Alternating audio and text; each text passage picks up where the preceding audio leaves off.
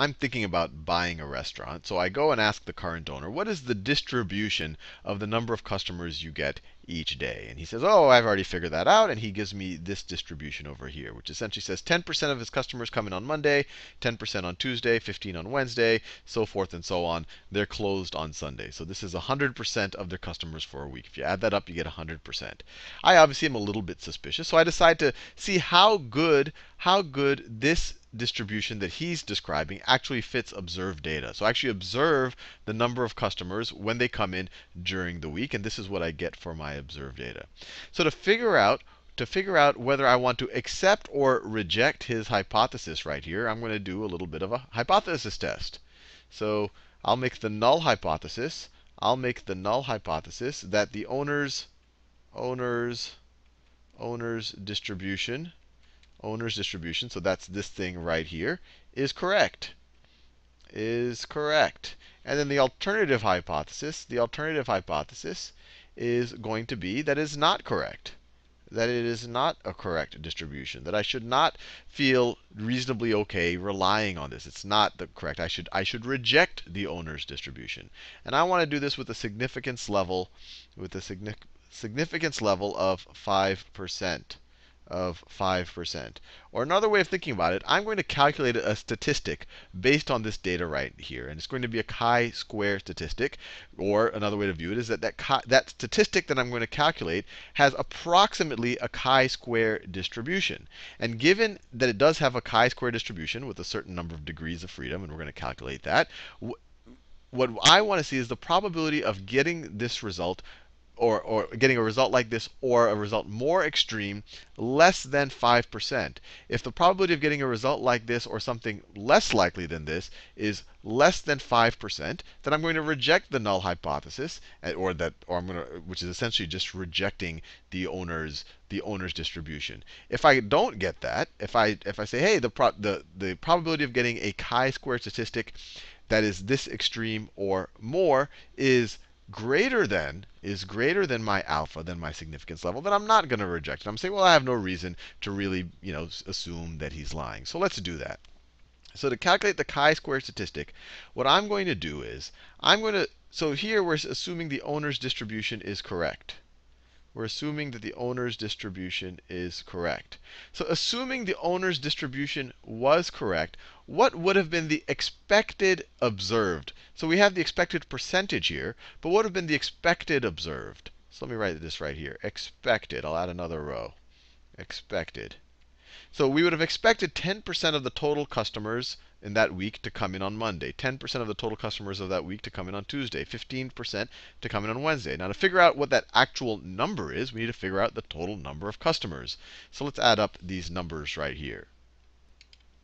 So we have, let me get the calculator out. So we have 30 plus 14 plus 34 plus 45 plus 57 plus 20. So there's a total of 200 customers who came into the restaurant that week. So let me write this down. So this is equal to, so I wrote the total over here. Total, ignore this right here. I had 200 customers come in for the week. So what was the expected number on Monday? Well, on Monday, we would have expected 10% of the 200 to come in. So this would have been 20 customers, 10% times 200. On Tuesday, another 10%. So we would have expected 20 customers.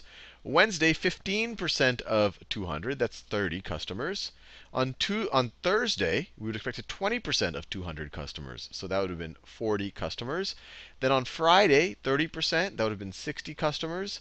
And then on Friday, 15% again. 15% of 200 would have been 30 customers. So if this distribution is correct, this is the actual number that I would have expected. Now, to calculate our chi-squared statistic, we essentially just take, let me just show it to you. And I'll write it, instead of writing chi, I'm going to write a capital X squared. Sometimes they'll write the actual Greek letter chi here, but I'll write the X squared here to show that and let me write it this way. This is our chi-square statistic. Chi-square statistic. but I'm going to write it with the capital X instead of a chi because this is going to have an approximately a chi-squared distribution. I can't assume that it's exactly, so this is we're dealing with approximations right here. But it's fairly straightforward to calculate. We take, for each of the days, we take the difference between the observed and the expected. So it's going to be 30 minus 20. 30 minus 20. I'll do the first one color-coded. Squared divided by the expected. So we're essentially taking the square of, almost you could kind of view it, the error between what we observed and expected, or the difference between what we observed and expected. And we're kind of normalizing it by the expected right over here. But we want to take the sum of all of these. So I'll just do all of those in yellow. So plus 14 minus 20 plus 14 minus 20 squared over 20 plus 34 minus 30 squared. 34 minus 30 squared over 30 plus, I'll continue over here, 45 minus 40, 45 minus 40 squared over 40 plus 57 minus 60 squared, 57 minus 60 squared over 60. And then finally, 20 minus 30 squared, so plus 20 minus 30 squared over 30. I just took the observed minus the expected squared over the expected. I took the sum of it. And this is what gives us our chi-square statistic. Now let's just calculate what this number is going to be. So this is going to be equal to, I'll do it over here so we don't run out of space. Let me do this in a new color. I'll do it in the orange. This is going to be equal to, this is what? 30 minus 20 is 10 squared, which is 100 divided by 20, which is 5. I might not be able to do all of them in my head like this. Plus, actually, let me just write it this way, just so you see what I'm doing. This is going to be 100. This right here is 100 over 20. Plus, 14 minus 20 is negative 6 squared is positive 36. So plus 36 over 20 plus 34 minus 30 is 4. Squared is 16. So plus 16 over 30 plus 45 minus 40 is 5 squared is 25. So plus 25 over 40 plus, the difference here is 3. Squared is 9. So it's 9 over 60 plus, we have a difference of 10. Squared is 100 over 30 plus 100 over 30. And this is equal to, and I'll just get the calculator out for this. This is equal to, we have 100 divided by 20 plus 36 divided by 20 plus 16 divided by 30 plus 25 divided by 40 plus 9 divided by 60 plus 100 divided by 30 gives us 11.44. 11.44. So let me write that down. So this right here is going to be, 11.44. This is my chi-square statistic, or we could call it a big capital X squared. Sometimes you'll have it written as a chi-square, but this is approximately, this statistic is going to have approximately a chi-square distribution. Anyway, with that said, let's figure out, if we assume that it has roughly a chi-square distribution, what is the probability of getting a result this extreme, or this at least this extreme, I guess, is another way of thinking about it. Or another way to think, is this a more extreme result than the critical chi-square value that there's a 5% chance of getting a result that extreme? So let's do it that way. Let's figure out the critical chi-square value. And if this is more extreme than that, then we will reject our null hypothesis. So let's figure out our critical chi-square value. So we have an alpha 5%. And actually, the other thing we have to figure out is the degrees of freedom. Degrees of freedom. The degrees of freedom here, we're taking 1, 2, 3, 4, 5, 6 sums. So you might be tempted to say the degrees of freedom are 6. But one thing to realize is that if you had all of this information over here, you could actually figure out this last piece of information. So you actually only have 5 degrees of freedom. When you have just kind of n data points like this, and you're measuring kind of the observed versus the expected, your degrees of freedom are going to be n minus 1, because you could figure out that nth data point just based on everything else that you have, all of the other information. So our degrees of freedom here are going to be 5. It's n minus 1.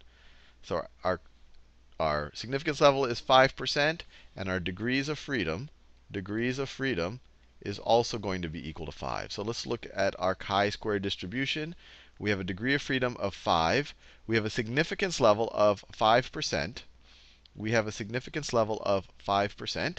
And so the critical chi-squared value is 11.07. So let's go to this chart. So we have a chi-square distribution with a degree of freedom of 5. So that's this distribution over here in magenta. And we care about a critical value of 11.07. So this is right here. We actually even can't see it on this. So if I were to keep drawing this magenta thing all the way over here, if I were to just keep, if the magenta line just kept, the distribution just kept going over here, you'd have 8. Over here, you'd have 10. Over here, you'd have 12. 11.07 is maybe someplace right over there. So what it's saying is the probability of getting a result at least as extreme as 11.07 is 5%.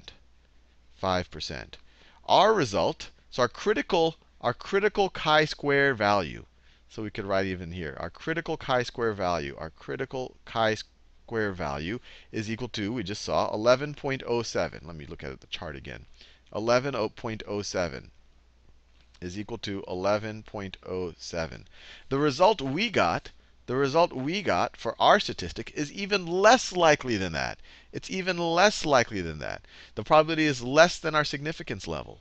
So then we are going to reject. So the probability of getting that is, let me put it this way, 11.44 is more extreme than our critical chi-square level. So it's very unlikely that this distribution is true. So we will reject. We will reject what he's telling us. We will reject this distribution. It's not a good fit based on this significance level.